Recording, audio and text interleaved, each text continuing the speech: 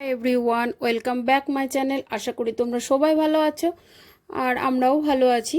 আর এখন সন্ধেবেলা, আজকে ব্লগটা আমি সন্ধে থেকে শুরু করেছি, কারণ সকালবেলাটায় আমি শুরু করেছিলাম, কিন্তু এতটাই শরীর অসুস্থ হয়ে পড়েছিল যে আমি সেটা কন্টিনিউ করতে পারিনি বলে আমি আর ওটাকে মানে তোমাদের এখানে ইনপুট করিনি। আমি এই সন্ধেবেলা যেটুকু ব্লগ করতে পেরেছি সেটুকুই তোমাদের কাছে নিয়ে এসেছি। তো সন্ধেবেলায় ভাজলাম আমি একটু কাঁচা ছোলা, ওটা আগে ভিজিয়ে রেখে দিয়েছিলাম, সেটাতে একটু নুন হলুদ দিয়ে একটু মুড়ি দিয়ে খেলাম। আর ছেলে মুড়ি খাবে না বলে ও শুধু ছোলায় ভাজাই খেয়েছিল, আমরা মুড়ি খেয়েছিলাম একটু, আমি আর তোমাদের দাদাভাই দুজন মিলে মুড়ি খেয়েছিলাম। আর এই দেখো কত বাসন আমার জমা হয়ে রয়েছে, এই সমস্ত বাসন আমি একা হাতেই ধোবো এখন, কারণ কিছু করার নেই। শরীরটা খুবই খারাপ হয়ে গেছিলো, কারণ এই পিরিয়ড হওয়ার আগেই আমার পায়ের মধ্যে শুধু ডান পাটাতে খুব একটা পেন হয়, প্রচণ্ড জোর পেন হয়, এবং সেই পেনটা যখন ওঠে না তখন আমি আর কিছু সহ্য করতে পারি না। তো তখন ওই দুপুরবেলায় কোনো রকম খাওয়া দাওয়া করে ছেলেকে স্কুল থেকে এনে খেয়েই ওই সব রেখে দিয়েছিলাম, কারণ আমার তো বাড়িতে কোনো অসুবিধা নেই, যে বাড়িতে হয়তো বয়স্করা থাকলে মাঝে মাঝে হয়তো তাদের কাজ পড়ে থাকলে বিরক্ত লাগে, কিন্তু আমার এখানে নেই। মানে আমার মা থাকলেও মাঝে মাঝে এসে বলে এই বাসনটা পড়ে রয়েছে, আমি তাহলে ধুয়ে দিই, এই দিই, কিন্তু এখানে তো সেই প্রবলেমটা নেই। কিন্তু আর তোমাদের দাদাভাই সন্ধ্যাবেলায় বাড়ি চলে এসেছিলো, ও বলল যে তোমার যখন শরীরটা এতটাই অসুস্থ তাহলে বলো, তো আমি একটু ধুয়ে নিচ্ছি। তো আমি বললাম না না, ছেলেরা বাসনটা ধোবে, এটা কেমন একটা অস্বস্তি লাগে, তাই না? না, তোমাকে ধুতে হবে না, আমি একটু রেস্ট নিয়ে তারপর আমি সবটাই করে নিতে পারবো। তো অলরেডি তোমাদের সঙ্গে গল্প করতে করতে আমার সমস্ত বাসনগুলো ধোয়া হয়ে গেছে, সমস্তটাই কমপ্লিট হয়ে গেছে। এখন শুধু কড়াটা আছে, ওটাই মেজে নিচ্ছি। আর আমার ইচ্ছা ছিল একটা ডিশওয়াশার কেনার, খুবই মানে ইচ্ছা, যে আমার যেহেতু হেল্পিং হ্যান্ড নেই, তাহলে মাঝে মাঝে যখন শরীর অসুস্থ হবে এই ডিশওয়াশারে ভরে বাসনগুলো ধুয়ে নেওয়া হবে। কিন্তু জানো তো, ওটা বলছে অনেক বাসন চাই বা 2 ঘন্টা কন্টিনিউ চলবে, অনেকটা বিলও হবে, ওই বিভিন্ন কারণে। আর ঘরেও সেরকম আর জায়গাও নেই ওটাকে মানে প্লেস করার, ওই জন্য আমি বিভিন্ন কারণে আর নিইনি। আর পরবর্তীকালে আবার চিন্তা ভাবনা করে দেখব, যদি পারি তো নেবো।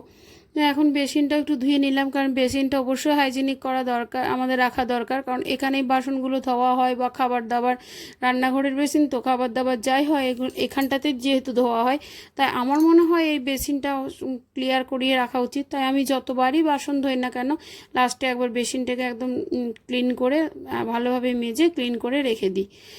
এটা আমার একটা স্বভাবের মধ্যেই পড়ে যায়। আর বিছনাটাও একটু রাতের জন্য রেডি করে রেখে দিলাম, যেহেতু দুপুরে একটু শোয়া হয়েছিল। তারপর ছেলেও মাঝে মাঝে পড়তে বসে যায়, ও স্টাডি টেবিলে বাদ দিয়ে মাঝে মাঝে বিছনাটাতেও বসে, তো সেই জন্য একটু নোংরা হয়েছিল। আমি দেখলাম একটু ঝাড়া পোছা করে দিই, বিকেলের দিকে একটু করেও নিই আমি, তাহলে রাত্রেবেলা সবার সময় আর করতে হয় না, খুব ফ্রেশ থাকে। যেহেতু বাড়িতে কোনো বাচ্চা নেই বলে অতটা আর সবার সময় পরিষ্কার করতে হয় না। আর আজকে বিকেলে একদম ঘরটা ঝাঁটা দিতে পারিনি, কারণ সত্যি কথা আমার ওই মেডিসিনটা খাওয়ার পর কেমন শরীরটা হেজিনেস হয়ে যায়, তাই উঠতে পারিনি, সন্ধ্যাটাও দিতে পারিনি। ছেলে সন্ধ্যাটা ও বললো মা তুমি শুয়ে থাকো, আমি তোমার সন্ধ্যাটা দিয়ে দিচ্ছি, তো ওই দিয়ে দিয়েছিল। তাই আমি এই উঠে এখন দেখলাম যে না, ঘরটা একটু আগোছালা হয়ে আছে। আর ঘরে তো তোমাদেরকে বলেইছি যে আমার ঘরের নোংরার থেকে একটু চুলটা বেশি, আমার যেহেতু প্রচুর হেয়ার ফলস হচ্ছে, তাই প্রচুর চুল উঠে যায়, সেই চুলগুলোই জন্য বেশি একটু নোংরা লাগে। তো আমি যতই বেঁধে রাখি ঝরতে থাকছে যেমন একদম, এভাবে আর ওটা হয়েও যাবে, কারণ আমার ইউটেরাসটা একটা সিস্ট আছে, সেই সিস্টের কারণেই বলছে যে ওটা কিন্তু চুল ওঠাটা কোনো মেডিসিনে বন্ধ হবে না, সেই অনুযায়ী কিছু করারও নেই। তাই ঘরটা ছাটা দিয়ে এখন চলেছি জলের বোতলগুলো ভরতে। আর দেখো বোতলগুলো আমি অনেকবারই চেষ্টা করছি যে চেঞ্জ করে দেবো নতুন করে, সবগুলোই স্টিলের, আমার ইচ্ছা আছে সব বোতলগুলোই স্টিলের বানিয়ে নেওয়ার, আমার আছে অনেকগুলো 5-6টা বা আছে, তো ভাবছি সবগুলোই স্টিল করে নেবো, তাহলে বারবার চেঞ্জ করতে হবে না। আর ফাইবারের তো ওই যে কোল্ড ড্রিঙ্কসের বোতলগুলো, ওগুলো তো খাওয়া তো উচিত না না, কিন্তু এখনও হয়ে উঠছে না। আর এই দোকানের কিছু কিছু গ্রোসারির জিনিস তোমাদের দাদাভাই নিয়ে এসেছিলো, সেগুলোও কিন্তু এখনও রেখে দেওয়া হয়নি, তো এখন ভাবছি ওগুলো গুছিয়ে নিই। আর এই কৌটোগুলো দেখো আমার কিন্তু একটাও সেটের নয়, যখন যেটার সঙ্গে হয়তো কোনো কিছুতে ফ্রি পাওয়া গেছে বা কিছু হয়েছে সেই বা কোনো একটা দুটো পছন্দ হয়েছে কিনেছে, সেইভাবেই আমার কৌটোগুলো রাখা আছে। কারণ এখনও পর্যন্ত সত্যি কথা আমি ঘরটায় 1 বছর হলে এসেছি, কিন্তু আমি এখনও কৌটোগুলো গুছিয়ে উঠতে পারিনি, সেট কিনতে পারিনি। আসলে আমরা মধ্যবিত্ত সংসারে এগুলোই হয়ে যায় যে আমাদের অনেক কিছু ইচ্ছা থাকে, কিন্তু থাকলেও আমাদের অনেক সময় করে ওঠা সম্ভব হয়ে ওঠে না, কারণ বিভিন্ন দিক থেকে বিভিন্ন ঝামেলা আছে, সেগুলোকে সামাল দিতে গিয়ে আমাদের কিন্তু সবসময় সবটা পেরে ওঠে না। এটাই হয়তো আমাদের মধ্যবিত্তের একটা মানে কষ্ট বলতে পারো, আবার একটা ভালো লাগাও বলতে পারো। কারণ এই যে ভালো লাগা এটাই বলছি, কারণ এই যে হবে হবে এই একটা আনন্দ আছে, আর কষ্ট হচ্ছে না বলেও মাঝে মাঝে মনটা খারাপ হয়ে যায়।